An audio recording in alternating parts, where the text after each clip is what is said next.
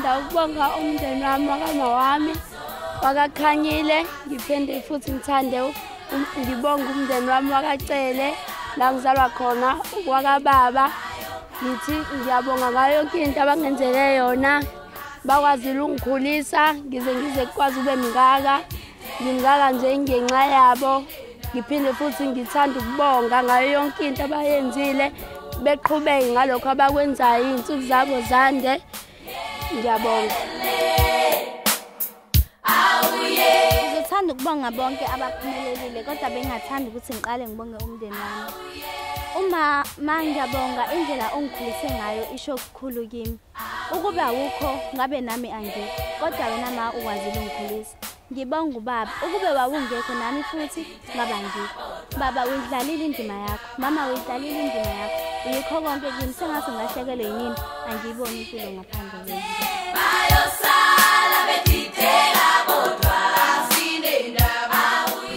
Sanibona, igama lami nguBanele Mapita, ngihlala kaKhanyile.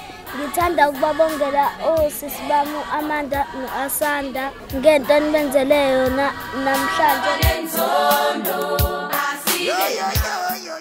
Umthetho wakhona namhlanje besenza umhlonyane.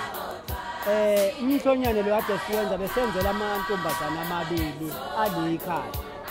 Umhlonyane umthetho wakhona usuke undulela umemulo. Okusho ukuthi lamantombazane ke awu2 ekade siwenzela umhlonyane. Inhloso zakhona besenzela ukuthi aqhubeke nokuyiphatha kahle njengoba engakabi nabo abantwana. Esithembayo ke ukuthi nezidalwa zakithi abakongwane omabhuqa phela omsisitheka.